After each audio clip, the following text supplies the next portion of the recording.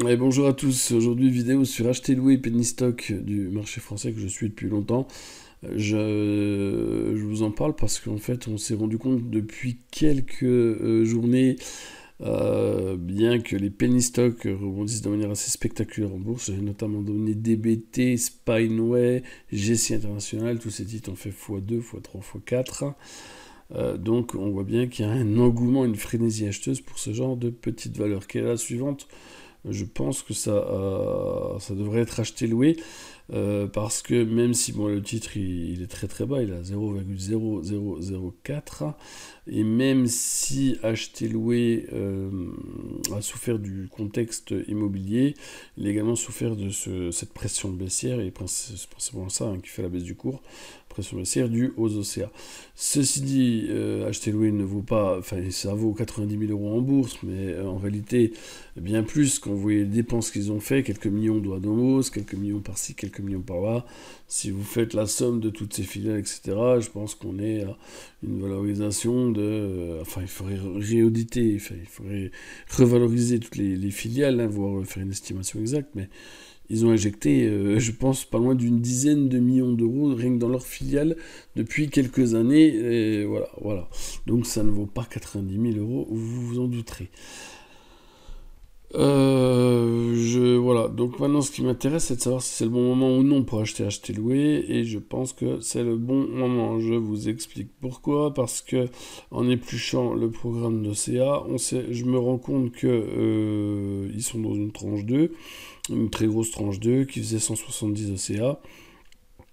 Et le 8 février, la dernière fois qu'ils ont écrit dans le tableau, ils ont noté 8 février et qu'il restait 37 OCA. Donc depuis le 8 février, il y a un mois qui s'est écoulé et je pense qu'on n'est plus très loin d'avoir converti la totalité de ces 37 OCA. Petit calcul rapide, je savais que de manière officielle, hein, c'est marqué dans les documents, qu'il y a 439 millions de titres fin février sur le marché. Donc j'en déduis qu'il y a eu 300 000 titres supplémentaires qui ont été cédés et donc des titres qui ont été créés pour les OCA, 300 000 titres supplémentaires entre le 8-2 et le 29-2 2024. Et sachant qu'il y avait à peu près, il fallait pour ces 37 OCA correspondre à environ 600 millions de titres. Alors, il y a 300 millions de titres qui ont été, oui, millions hein, de titres qui ont été cédés. Ça me fait dire qu'il restait environ 300 millions de titres à céder sur le marché en mars. Et là, si on prend, on a en fait une cadence, hein, je vous parle d'information de cadence de rythme d'OCA, qui est très élevé pour le mois de février, puisque plus d'un titre sur deux en février, si vous comprenez les volumes, je vais aller dessus. Si je prends les volumes d'acheter louer, tac tac tac, un mois, boum, voilà. Donc là, si je prends les volumes d'acheter louer en février, on a 717 millions de titres échangés. Et je vous ai dit, sur les 717 millions, il y en a eu 300 000 qui ont été créés en février, plus 170 000, j'ai mis je ne sais plus combien, dans le PDF. Donc on a un rythme d'OCA, plus de une OCA, un papier, un titre sur deux qui est vendu est une OCA. Normalement, il y a des rythmes cadence tranquille, 1 pour 7, 1 pour 3, là, quand on est rendu sur 1 pour 4, c'est devenu agressif, mais là on a 1 pour 2, quoi, même pas 1 pour 2. Donc ça explique les gros volumes qu'il y a eu, puis ça explique la chute brutale du cours, parce qu'en janvier, c'est pareil, il y a eu beaucoup de volumes et des océans en pagaille. Donc là, aujourd'hui, il restait environ donc, 300 000 titres OCA pour le mois de mars. Le volume est de 422 millions. Alors 200 000 ou 300 000 millions d'OCA, il restait au mois de mars. Hein, mais le volume, là, on voit qu'au mois de mars, c'est déjà de 422 millions. Donc on peut penser que si ils sont toujours sur un rythme de 1 sur 2 ou 1 sur 3, il n'y a plus grand chose, peut-être 100 millions, peut-être qu'il y en a plus ce soir, je ne sais pas, à voir. Mais il n'y a plus grand chose en termes d'OCA. Et donc on va arriver en fin de tranche. Alors après je dis pas que le programme va s'arrêter, mais je vais juste reprendre le petit papier des OCA. Le programme devrait temporiser. En général, quand ils mettent tout d'un coup, on l'a vu, Spineway l'a fait, ils ont mis tout d'un coup et le cours s'est envolé après derrière. Le marché a absorbé les derniers titres et après, boum, on a vu Spineway partir et faire x15. Rappelez-vous. Et ben là, je dirais que ça pourrait être un peu bis repetita, ça pourrait être un peu le même scénario parce que ce qui va se passer là derrière Spineway, c'est qu'après, eh ben, il va y avoir très certainement un regroupement d'actions, comme avec Spineway, regroupement d'actions. Et quand Acheter Louer regroupe ces actions, ils suspendent leurs OCA. Donc là, ils ont dû tout balancer pour dire bon, on va suspendre pendant un mois et demi, mais au moins on sera tranquille pour le regroupement. Donc voilà, moi je suis quasi certain qu'ils vont faire un regroupement d'actions bientôt, mais je suis quasi certain que là, les OCA sont quasiment tout absorbés par le marché. Parce que si on restait 200 000 et qu'aujourd'hui, au mois de mars, on a un volume supérieur à 400 000 et qu'on est resté sur un rythme de 1 sur 2, quand même de fortes probabilités qu'il n'y ait plus d'OCA à cette heure-ci sur le cours, ou si on reste, c'est peut-être insignifiant, quelques milliers d'euros.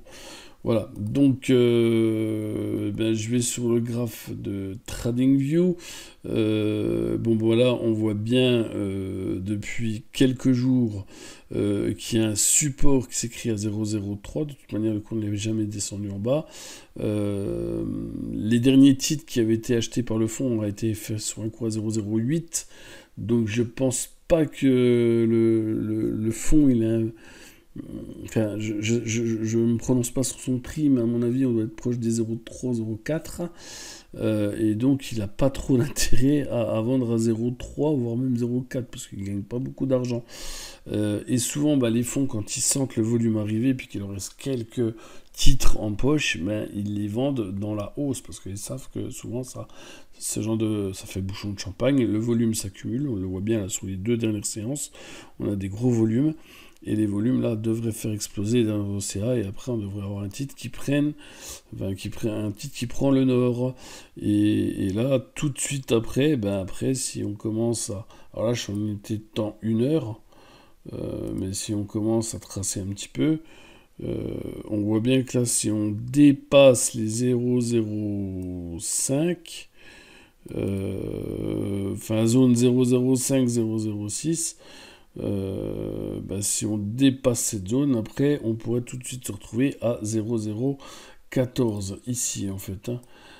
Voilà, et à 0,014, ça fait une multiplication par 4,5 de son cours, 4,5 de son cours de bourse.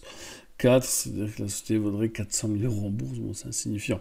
Voilà, donc il y a des gros effets de levier, et même 0,014, ça peut même aller plus haut, parce que je vous dis, on pourrait même aller à 0,020. Mais voilà, ça c'est des objectifs graphiques. Mais on l'a vu sur Spineway, on voit souvent maintenant ce genre de scénario se réaliser. Donc voilà, c'est à mon avis un titre à suivre. C'est destiné aux investisseurs aguerris. On ne met pas des sommes colossales dessus, mais il y a une grosse possibilité là que en mars, le titre décolle littéralement parce que c'est la fin des OCA et parce que la société regroupera par la suite. Voilà, donc acheter louer, ma conviction spéculative dans la catégorie des penny stocks. Je vous remercie pour votre écoute et je vous souhaite une excellente soirée et une très bonne fin de semaine sur CT. Ciao, bye bye.